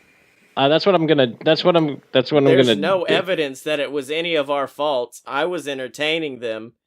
You guys were just trying to get your fish. Here, you do that, and then I'll let this card go. It'll be great. Okay. I rolled a 21, by the way. Well, 17 plus 4 performance for violin. All right. So with a In- 21, In hopes You- to draw him out into the street. Yeah. you draw a fairly large crowd of people though that enjoy listening. One of the guards looks like he stands up from kind of his position, and I'll say there's probably about 20 people gathered around you listening to you jam out. Now I feel bad about letting that cart fly, dude. Hold the cart! These are my fans! Too bad. It's already gone. Is it already gone? Yep. Oh, Did you knock the cart down? As soon as the guards got far enough out, I was like, worst case scenario, everybody flees. There'll be enough time. Steve, stay here. You see the cart coming ahead of time, though, Viola, as it gets sent down into this crowd of people. It's still pretty far away. Okay. So as the cart's going down the hill, I'm just slowly walking towards the entrance. Yeah. Okay. I'm happy everyone enjoyed I'm also this. nonchalantly whistling. Happy everyone enjoyed this whole thing, but there's Are you a clapping? there's a cart Encore! coming. Encore! No, You there's a play cart! another one! Play another song! Look And one of the that guards- way! Oh wait, hold on, no. I run through the crowd like doing like a Mick Jagger joining them in celebration move, except I run out to face the cart to where when they turn to face me, they all see the cart coming. Okay, you see the cart coming, and it is bearing down on you. The people start to disperse, but you are now in the cart's way. Make an athletics check to get out of the way. I was gonna cast Thunder Wave. Oh, that's fine. You could do that too. I cast Thunder My Wave. cabbages! My cabbages! You cast a thunder wave, and it stops the cart. It knocks it back, and debris flies like into the kind of into the building. Do I cook any of the fish? Does not cook any of the fish. This is thunder. Oh, damn it. It is not lightning. Oh, okay, yeah. But so you've kind of knocked that back, and the people that have been gathered in this crowd that were dispersed, they're pretty like happy. Like they come around to you, and you hear people like, "Thanks for it. That was amazing. I've never seen someone do something like that. It's a big like booth and all that stuff." Yeah, that's right. I'm the one who saved you. I'm the one who protects this city now, not these two buffoons. And then I point at the guards. Vicious mockery. I see Oh what you're shit! doing. I cast Vicious Mockery! Do you know what vicious mockery does? Yeah, it does psychic damage. You It unleash also a makes string it so of they roll insults. with disadvantage on their next roll. If the target can hear you, it must succeed on a wisdom saving throw or take 1d4 psychic damage and have disadvantage on the next attack roll. So yes, I know exactly what it does. This will be considered an attack on the guards. Fine, I just call them fucking idiots to their That's faces. fine. Actually, what you can do though is roll a persuasion. Okay. Shit, I'm really dyslexic. I was like, 21! No, 12 plus 4, 16. So with a 16, a few people come in and they actually start complaining at the guards too. Like, they start to, shit talk them. They come up just like, yeah, where were you? What do we pay you for with our hard-earned tax money? What are you doing, boy? It's like, yeah, you two over here just sitting there playing with their pricks, just standing outside these buildings all day, and they're protecting me. They're not protecting me at all. Children! Insult them! Upend the government! And then these Fish two for are like, all! And then she starts tossing fish at people. roll an I gotta kill someone with a fish! roll an intimidation check with this one. Okay. 17 plus 4, 21. All right, your continued mockery entices the crowd to a point where the two guards actually just start to beat a hasty retreat as this like small group of people accost them away. Now carry me in, children! Carry No, me! And then I they're jump in gone. there. Jump in their arms. And then there's no one there, and you knock yourself out. Okay, I've been doing good rolls. I will take that fall to the ground. From hubris. Okay. You hit your butt. Okay. And you did the guards. That works. Meanwhile, Quill has been in there for 30 minutes. Bramble's been disguised as a potted plant. So, is that what you guys have been doing through all this? Yeah. Taviss just kind of walked inside. Because, like, as soon as all that started, the guards walked away, and... Honestly, I brought Steve with me. Fair enough. He's guarding the door. Once the guards got away, you just see a ficus open its eyes like, okay, now it's time. Yeah, I want you to know in. some old, like, senile dude just shit his pants saying that. Yep. And My Quill, petunias! you said you were looking for a way in the building? Yeah, I got in the building. Yeah, because I'll say you found, like, a hole in the roof that you were able to climb into. Yeah. Like, So I just climbed up on top of one of the other buildings, like in the row of houses down the way, and just kind of crossed over and jumped down through the roof. Fair enough. I will say that, so what happens is after you push this cart, Taviss, you just calmly stroll through to the door. You open it up just as soon as you see Quill kind of like jump down from the rafters of the burnt out roof, and then a plant opens her eyes and Bramble just pops in, finally having distracted the guards and moving them away. Viola, you are there as well, and we are in the building. I'm Batman, motherfuckers! And then I stroll into the crime scene. Who the fuck is Batman? Sorry, that's from my country. He's a man who's a bat. It's pretty fucked, actually. Everyone roll a... Well, let me kind of set the scene. You walk into this room, and there is kind of a common room that juts off into little alcoves where beds are set up. There are 5 beds in this little cottage. You can see them all from the main room. The thing that distinguishes 4 of those beds from the rest are heavy blood stains on the beds and on the floor. Oh shit. It looks as if like... Somebody's time of the month.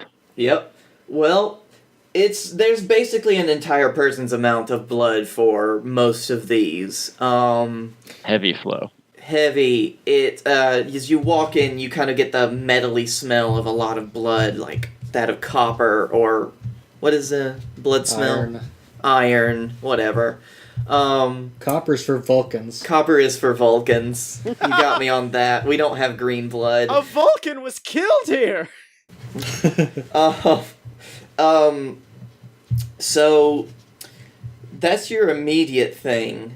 There looks like to be a few wardrobes and doors. There's a desk. For the most part, it looks like a lot of things where belongings were kept were burnt. So you see a lot of like trinkets or items of clothing that looks like they got caught up in the flames.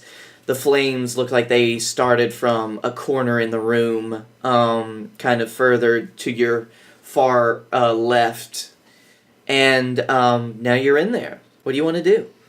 Can I roll an investigation check? Yes. I would be upset if you didn't. I got a 2. I also roll investigation. Let's just all roll investigation. Taviss, your investigation check turns up. You get distracted because there's a plant on the, that's in the room, and it looks like half of it was burnt, and it is a very upset plant. Oh, I rolled a 6. I thought you were going to tell me that it was weed and it was still smoldering and I got high. No. I got 19. 16. 16 and a 19. And a 6 from me. So I'm also checking out that same plant with Taviss. Okay. So both of you with 16s and 19s. I will say, with a 16, Quill, you go Wait, over is this to a the perception desk. check? No, investigation. Investigation. Okay, well then I get 18 because it's -1. Okay, it's cool. Basically the same. You know that it takes you a little bit longer to notice.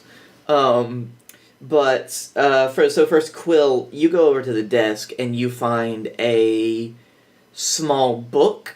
Looks like a journal of some sorts. There's a quill next to it that looks like it's been dipped in an ink quill for Quill. I see what you're saying, yeah.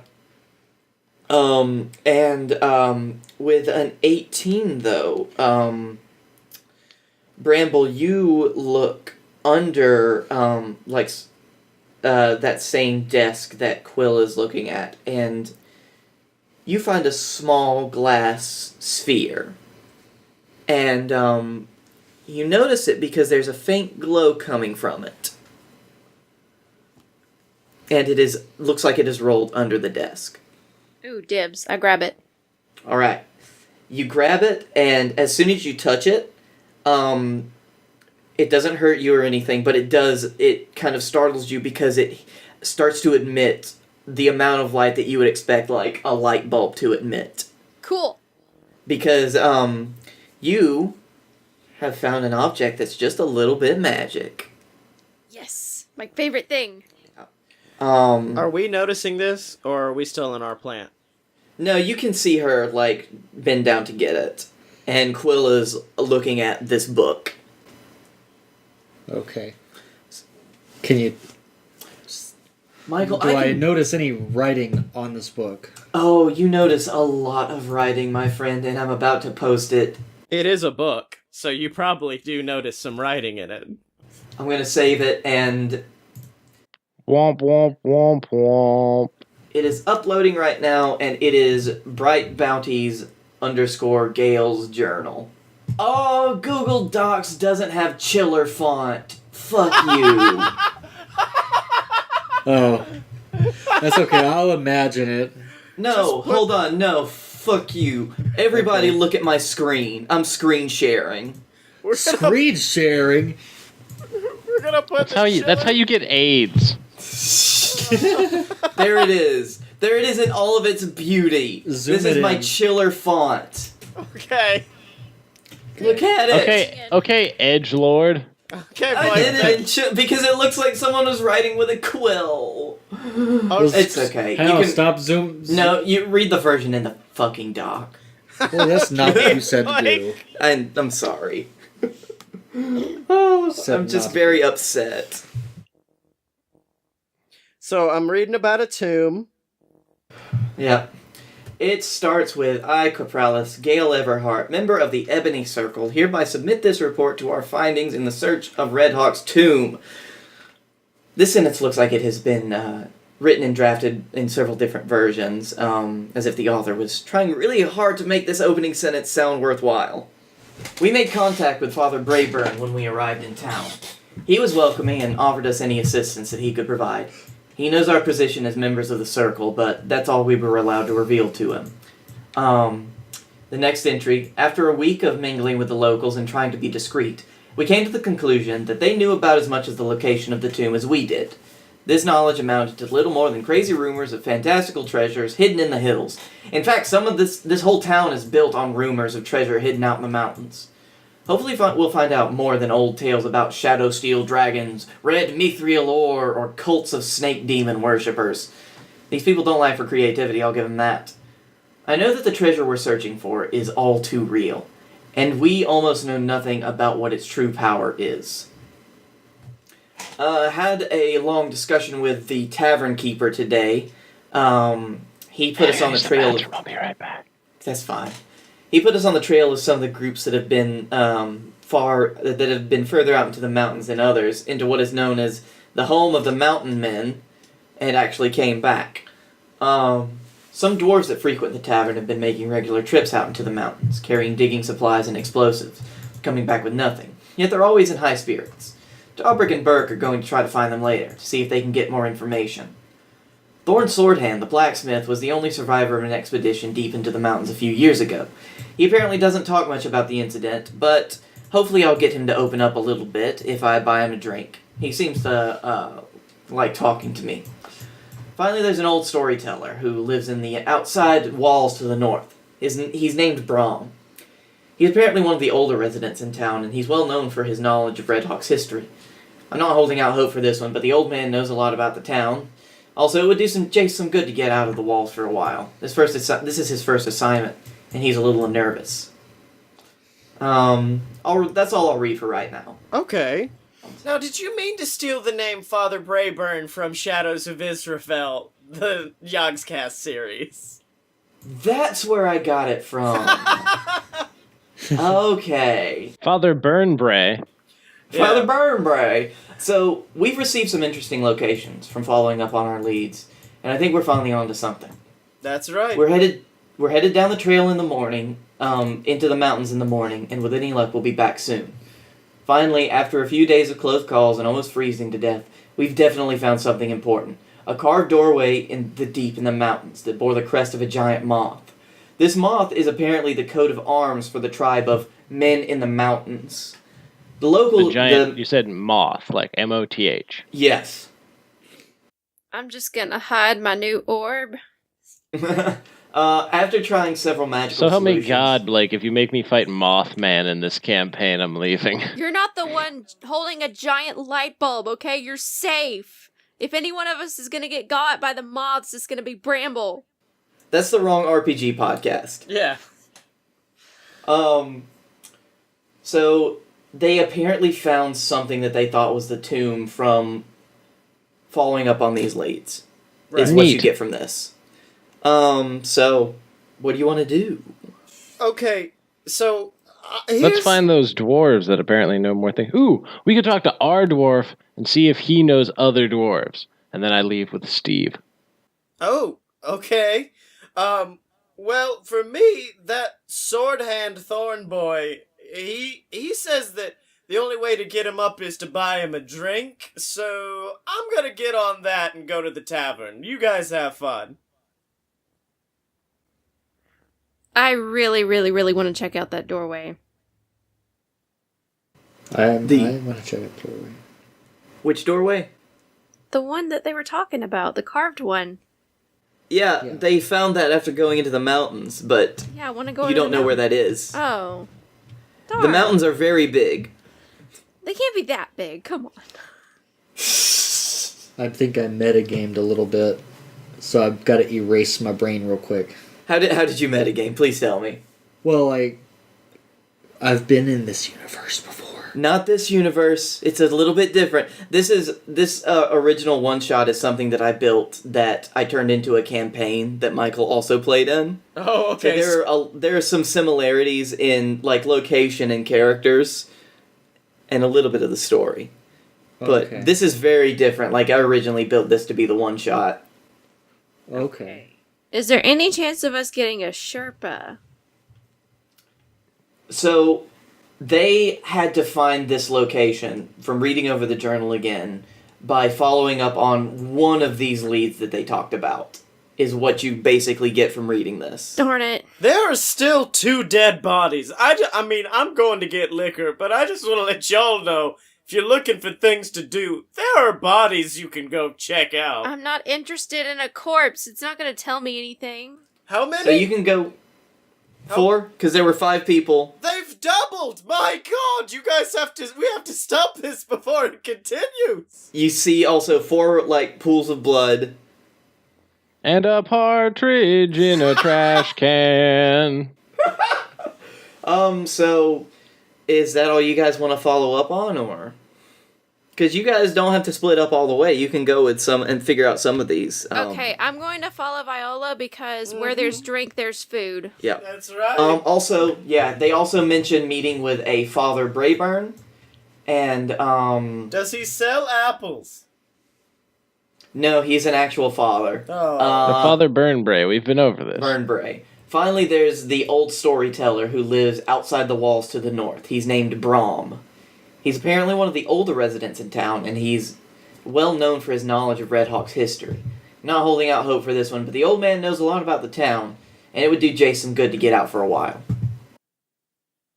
Okay, I guess I'll go talk to Brom. He might have food. Hey, you're with me. No, You've already stuck with it. No, I'm gonna go talk to Brom and see if he has food. And you're doing that too, Quill? Well, in that case, I think... Let's see here. Where did it go? Let's see. Okay, Linus is at the university. He's not here. Yeah. I think I'll go talk to Thorn Swordhand. Alright, so you and Viola are heading off to talk to Thorn. Okay. Let's go, pussycat. Let's get fucked up. And Bramble, you're going out to the old storyteller. Yeah. And, Taviss, you heard something about some dwarves and you just started walking. No, you're going to talk to Bardock, aren't you? Yeah, but Bardock will know where there's more dwarves because he's a dwarf. Fair enough. Alright. Good job, everyone. I think let's call it there.